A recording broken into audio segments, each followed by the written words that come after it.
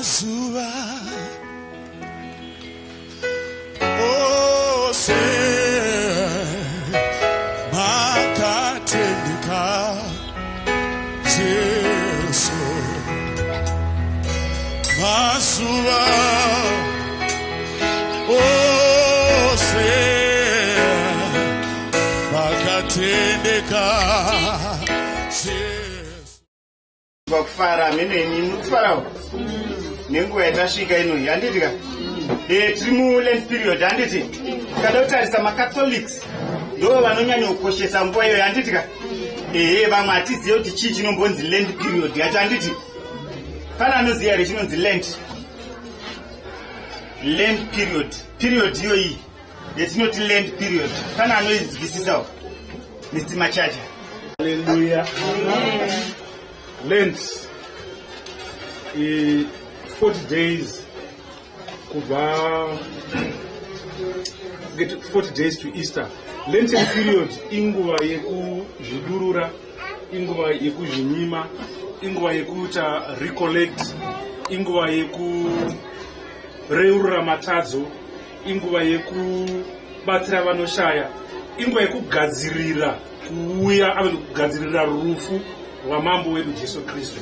Asi patinogadzirira rufu rwamambo wedu Jesu Kristu papapa tinenge tichikunofa pamwe chete naye tizomuka pamwe chete naye. Sainguva yekuzvipa yekuti Jesu upinde muna Jesu agare mauri, ufambe rwendo rwafambwa naJesu kusvika afika paGorogota, arovererwa pamwe chete naye, ozomuka zvakare pamwe chete naye. Ngativomberere maoko.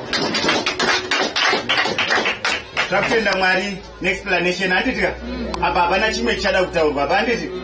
So Lent period yedu yakatanga musi wa17 February handitika 17 February kusvika musi wa2 uchatanga Easter handitika, it's 40 days. Hallelujah. So kubva musi wa17 February it's very unfortunate kuti tanga tisiri kusangana handitika, but ipapo ndo petinenge tichitarisira kuti takunyatso kutanga kufamba tichiona kutambudzwa kwaJesu, mufambiro wake wese, zvese zvaiitika during the 40 days. Hallelujah. So i period yataurwa zvakanaka panapa chinzi tinofanira kuti tizvinatse handiti. So Easter hama dzangu ngatisangoitora ichizeke chekungoti Easter ringoriwo holiday kana kuti holiday homba handiti, but ngaireve chinhu mukati mehupenyu hwako handitika. So period yetiri ino hama dzangu ndeyekuti tizvinatse. Hallelujah. Last week takadzidziswa zvakanaka, tese takatadza handitika, takabatisa ipapa handiti, all have sinned, tese takatadza. So inguva yekuti unonyatsokuenda uchireurura pamberi paMwari uchitaura kuti Mwari ndakatadza pakati nepakati handiti, so that panoroverwa mwanakomana waMwari zvivi zvangu zvese zviregererwe. Hallelujah. So tiri panguva yeLent period. Ndangoti ndizvitaure tionesane kuti nguva ino yetiri haisingori nguva yekungoita zvinhu nje, but tiri panguva yekuti mwanakomana wanga uri panguva yekushushikana. Hallelujah. Exodus chapter 12. Exodus chapter 12.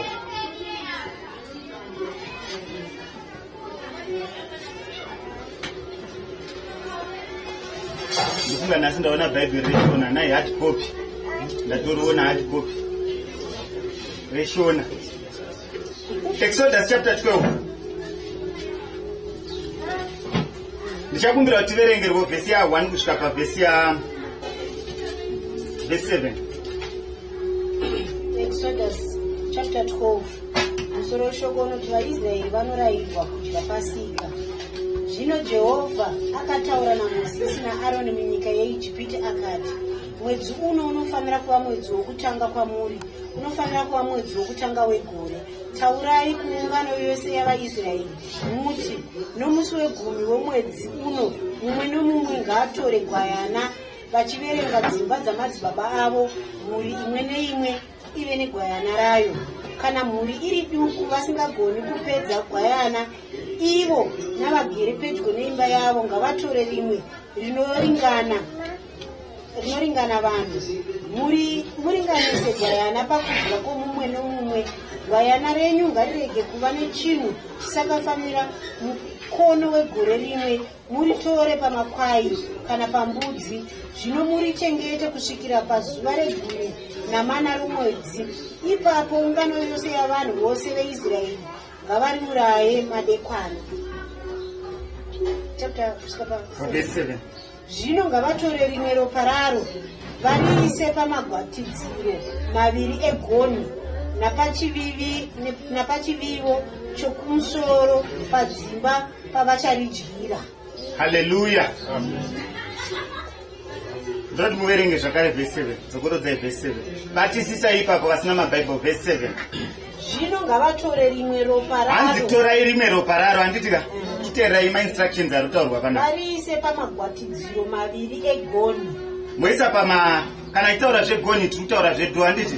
Hanzi moriisa pamachi maviri egoni handitika.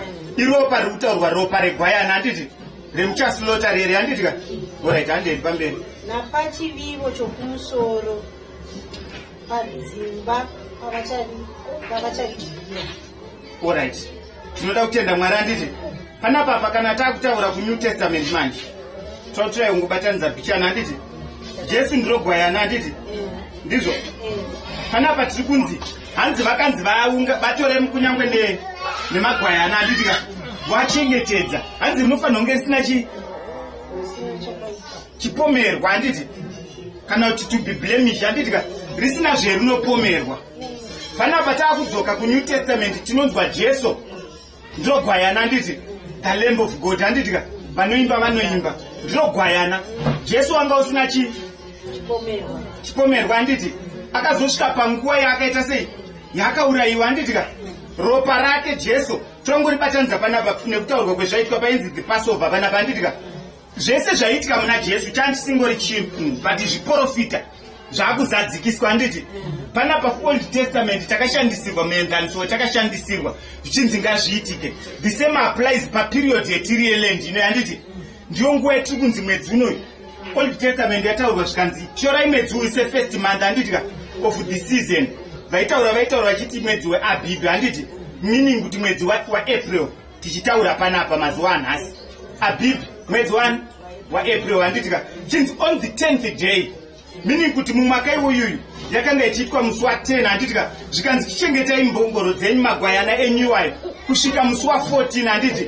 Rakangosungirwa richinyatsokuongororwa kunzi hapana here chipomerwa chiripo. Vasati variita sei vasilota handiti. Kana ratoonekwa rine chipomerwa robva rasiwa pasaidi zvoreva kuti harichareve chimwe chinhu muupenyu handiti. Ndo zvimwe chete panapo vadikanhama. Jesu Kristu wakauya pano panyika for a purpose. Kuti iwe neni tiite sei tisunungurwa handiti. Ndizvo zvakaitika samasimba hama dzangu. Regai tiende kuna Luke chapter 19. Luke chapter 19. Tibate nyaya yeropa, the blood of Jesus. Easter ngatisangoitorei for granted, but ngaireve chimwe chinhu mukati meupenyu hwedu. Iyo period ino yeland yetiri kuona kushungurudzwa kwaKristu Jesu. Tira kuti Mwari vatibatsire, vatigonese, vatiitire zvakanaka. Vachitambudzwa Jesu vari kutambudzikira ini newe mudikani hama. Haleluya. Luke chapter 19. Vazhinji tinoiziva. Handisautaura zvakawanda nezvayo because haisati yasvika nguva yacho iyoyo yekuti tinenge tichitarisa nezvayo handitika. Pana Luke chapter 19 kupinda kwaJesu muJerusarema handiti. Ndizvo handitika. Luke 19. Chingondiverengerai vhesi musoro wenyaya then vhesi 1 ne2 chete. Ndatomboiparira hangu but ndiyoyo nyaya yacho ndinoda kuti tingobata nezvayo. Luke chapter 19.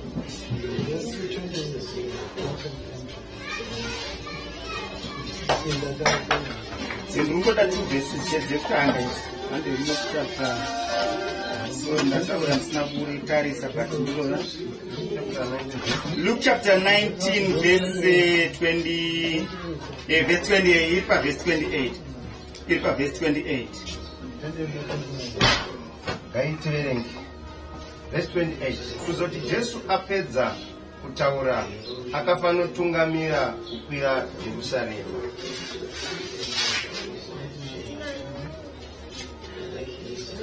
Kuzoti Jesu oda kusvika pedyo neBhetifeji neBhetania kugomo rinonzi remuOrivhi, akatuma vadzidzi vake vaviri. Verse 30. Akavatuma achiti, endai kumusha uyo wamakatarisana nawo. Pamuchasvikako munosvikoona zana redhongi rakasungwa risina kumbotasvwa nomunhu. Risunungurei mugouya naro. Haleluya. Itanga tonyanyibata zvakanyanya ndika. Ichasvika nguva yacho tichanyanya kukonzentrita nezvaya nditi. Zvaizoitika Jesu pevaipinda kuJerusarema vanga vatori parwendo rwekupedzisa basa ravakaurira pano misheni yavanditika. Misheni kuti izovati accomplished. Vanga vatori parwendo. Ndope vanonzi vakupinda muJerusarema anditika. Zvinonzi vakatora vadzidzi vavo vaviri. Vakanzi chipindai. Mapinda mukati umu muchanoona mbongoro yakasungirirwa nditi. Panapa kuOld Testament tambonzwa zvichinzi hanzi mochengeta kunyangwe negwayana renyu anditika for 4 days anditi. Imbongoro yanga yakasungirirwa kwemazuva akawanda. Haleluya. Ndio yakavingwa naJesu. Vamwe vedu takatosungirirwa kwemazuva akawandisisa anditika. Kwete akawanda but akawandisisa. Jesu ari kuvinga iwe anditi. So paperiod ino hama dzangu usatendere kuti Jesu vangopfuura. Tikadzoka kuna Exodus kwekuye dai taramba tichidzika nayo. Tinonzwa zvichinzi Mwari ndope vanotaura vachiti pendichaona ropa ndichapfuura anditika. After maita zvese zvemaita pendinoona ropa pamagoni ndichapfuura. Uye handizotenderi destroyer kuti apinde mukati memusha wenyu. Haleluya. Period ino ingasangoitori nje. But panoonekwa ropa raJesu Kristu panenge paine presence yaMwari. Haleluya. So tinoti panguva inoi Mwari vatitire zvakanaka hama dzangu. Paland period inoi tirevese pamberi paMwari. Kana ndakatadza, yes, munogona kunyepera inini makufa, munogona kunyepera mainuwe, munogona kunyepera mainhingi, but kudenga uko hakuna kunyepera munhu anditika. Urevese wega zvako pamberi paMwari. Woti Mwari ndakatadza, ndiregererei. Ndiva kuti presence yenyu ionekwe mukati meupenyu hwangu. Ropa rakadeuka pamuchinjiko raKristu Jesu ndiri kuriisa pamagoni emba yangu. Haleluya. Ini ndichaisa ropa raJesu pahuma pangu panapa kuita kuti wakaipa kangoona the blood haakwanise kusvika anditi. Vadikana, Jesu unodikanwa muupenyu hwedu anditi.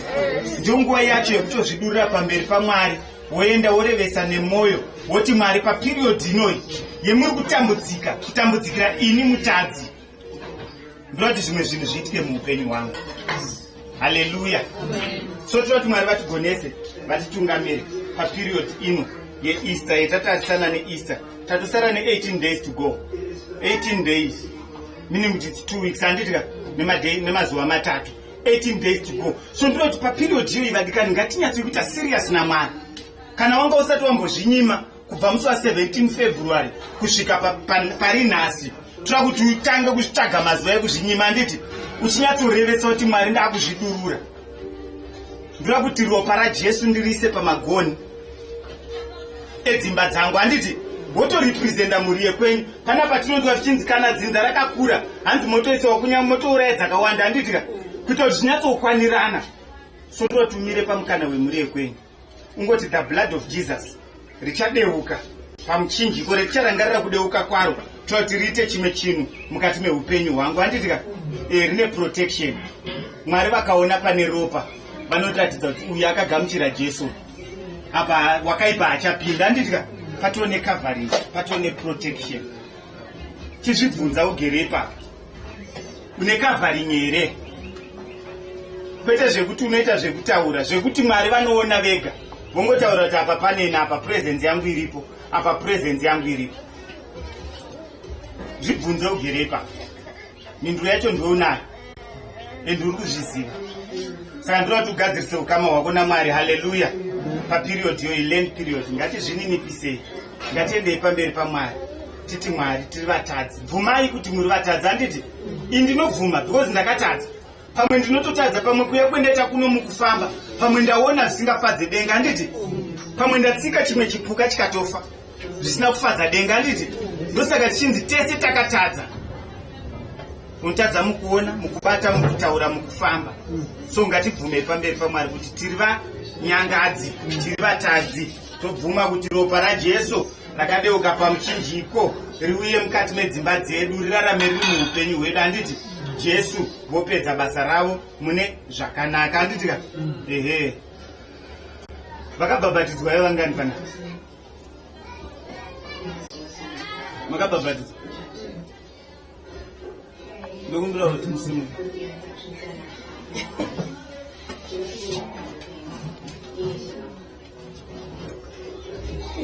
Makabhabhatidzwa sei? Ndokumbira kubatsirwa.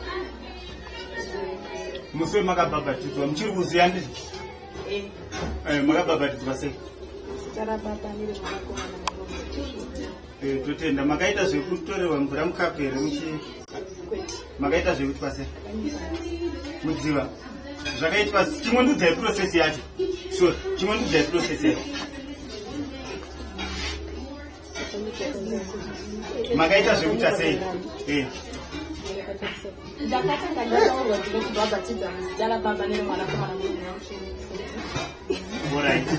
Alright. Totenda Mwari. Sister Push. Makabhabhatidzwa ndizvo? Mabhabhatidzwa sei? Ndiraungomva. Wanyikwa muvisi. Kufa. Ndinopadziwa akawani.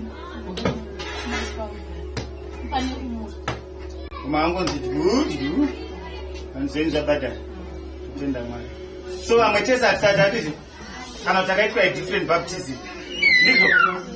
Tatipanguva ine hama dzangu tizvinatsa. Handitika tiende pamberi paMwari tichirevesa tibvuma. Handiti as long as ndisina kubhabhatidzwa hazvireve chimwe chinhu muupenyu wangu. Pane chimwe chinenge chiri missing. Handitika zvimwe zvese ndingaite but pane chimwe chikamu chiri missing. Ichocho chinoda kuti chizadzikiswa. Handiti munamato wedu wekuti ipo paperiod yeEaster apa tiwane baptism. Handitika kuti panguva ino tizvinatse hama dzangu, tizvinatse. Vasina kubhabhatidzwa vada kubhabhatidzwa motozoona mainwe vari kumboita sasekretari. Handiti monyoresa mazita enyu then tobatsirana, todzidzisana, tomira tese pamukana. Handitika tobatsirana so that panozoitwa baptism yacho zvinhu zvedu zvinobva zvanyatsokuendeka. Handiti the blood of Jesus petinozorinamira pamigoni yedu hapana chinonzi chiri missing. Ropa ringaonekwe but kana paine chimwe chinhu chiri missing pane zvimwe zvinenge zvakuitika. Handiti panoita kamubvunzo kanenge karipo hama dzangu. So palend period ino ngatizvinatsei pamazuva 18 acho asara iwaya totizvinatse hama dzangu. Kana tanga tisina kuzvinatsa ngatichitangai pamazuva 18 asara aya tizvinatse. Vasina kubhabhatidzwa tobva taita sei? Tobva tabhabhatidzwa. Mwari votiitira zvakanyanyo kunakisisa. Haleluya. Exodus chapter 12:13 ndichipedzisa zvendinoda kutaura panapa. Exodus 12:18 ikuti ndipo Exodus chapter 12:13 mirai musati maverenga ndange ndasvika ini. Exodus 12:13 Exodus 12:13 Exodus 12:13 Alright, ngativerenge ndizvozvo. Exodus 12:13 Asi ropa richava chiratidzo kwamuri padzimba mamugere. Asi ropa richava chiratidzo mamuri. Handitika titaura ropa raJesu pana vatoti tigadzirise ukama hwedu naivo Jesu Kristu. Handiti ina handikwanise kutora ropa raJesu ndisina ukama naye. Handiti unyatsonzwanana. Kana usina ukama naye haukwanise kutora zvinhu zvake. But inini kana ndine ukama namaingomo ndinokwanisa kuuya ndichitema muri womugadheni. Handiti but even ndikasvika vasipo ndotema muriwo vanozongonzwa kuti makufa watema muriwo. Why? Because ndine ukama navo. Ivo havaiti hasha, hapana zvavanoita because ndine ukama navo. So panapa takunzwa kana une ukama hwakanaka naIshe Jesu Kristu verenga henyu ropa raJesu hanzi ropa rinoita sei? 13 pa kana ndichiona ropa ndichakupfuurai kuti dambudziko rirege kukuwirai rikuparadzei kana ndichirova nyika yeIjipiti. dzokorodzai ngatitereresei. Asi ropa richava chiratidzo kwamuri padzimba mamugere. Kana ndichiona ropa ndichakupfuurai kuti dambudziko rirege kukuwirai nekukuparadzai kana ndichirova nyika yeIjipiti. kuti dambudziko rirege kukuvingai nekukuparadza yanditya. So zvimwe zvinhu zviri kuitika muupenyu hwedu inhau yekuti hapana ropa, handiti hapana ropa raJesu. Hanzi ndikariona ndichapfuura, ndichakuchengetedzai kuti pendinenge ndounza kunyange necoronavirus haingakuparadzei. Haleluya, because pane ropa raJesu. So toti Mwari vatibatsire, vatiitire zvakanaka. Pano tataura nyaya yekuti period yasara 18 days. Vamwe vatotanga musi wa17 February kuzvinatsa, vachizvinyima, vachiita zvese, vachienda kumakomo, vachiita zvavaiita. But iwe mudikanhama, 18 days takatowandisisa dzekuti uzvinyime, uzvireurure, uzvinatse, uende pamberi paMwari, utore the blood of Jesus, ropa rakadeuka pamuchinjiko remwanakomana anga asina chipomerwa. Jesu haana zvaakatadza, but akasvika panguva yaakatambudzwa, akatukwa, akarohwa, akabayiwa, akanzwi achiitirwa ini newe mudikanhama. Zvinatse zuva ranhasi ndotitotanga usvike panguva unosimuke, usvike panguva unonamata, uchizvireurura, uchizvinatsa, uchienda pamberi paMwari. Ungoti Mwari, ndida kuti ropa renyu perichadeuka pendinorirangarira ndirise pamagoni, pemunenge mopfuura makuisa kunyange nezvirwere, kunyange nezvituko zvakasiyana siyana, ndinge ndiri covered, zvinhu zvangu zviendeke. Zvinogoneka kana warevesa pamberi paMwari paperiod iyoyi, wonyatsozvinatsa. Varida kubhabhatidzwa ibva wonyatsotaura kuti Mwari, ndazvipira kuti pendinenge ndichibhabhatidzwa ndibhabhatidzwe, zvivi zvangu zvese, the old of me ibve yasara, nditange kurarama upenyu hutsva. Handiti ehe, una Kristu Jesu mukati. Tisvike panguva yatonamata. Mazuva ose makatendeka Jesu, mazuva ose makatendeka Jesu.